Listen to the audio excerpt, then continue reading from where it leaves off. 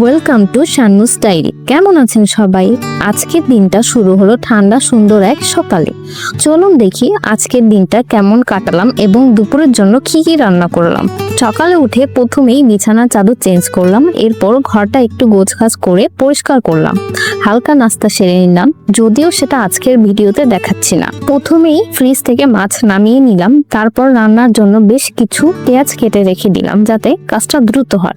সব কাটাকাটি শেষ করে রান্না শুরু করলাম। প্রথমে কড়াইতে তেল দিলাম, তেলের মধ্যে পেঁয়াজ আর মরিচ দিয়ে কষিয়ে নিলাম। এরপর আদা রসুন বাটা একসাথে, লবণ আর মশলা দিয়ে ভালোভাবে কষালাম।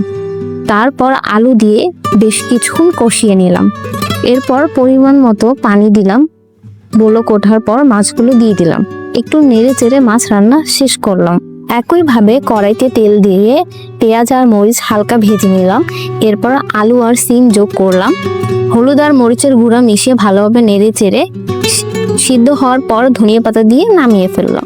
মসুরের ডাল ধুয়ে চুলায় বসিয়ে দিলাম। বলক ওঠার পর কাঁচা মরিচ, লবণ আর টমেটো যোগ করলাম। সিদ্ধ হয়ে গেলে ঘুটনি দিয়ে ডাল ঘুটে নিলাম। তারপর রসুন আর পেঁয়াজ ভেজে বাগার দিয়ে দিলাম। ব্যাস হয়ে গেল মজাদার মসুর ডাল। আজকের দুপুরের জন্য রান্না করলাম মাছ, আলু ভাজি আর মসুর ডাল। খুব সাধারণ কিন্তু অনেক মজাদার। আপনাদের ভালো লাগলে অবশ্যই লাইক, কমেন্ট আর সাবস্ক্রাইব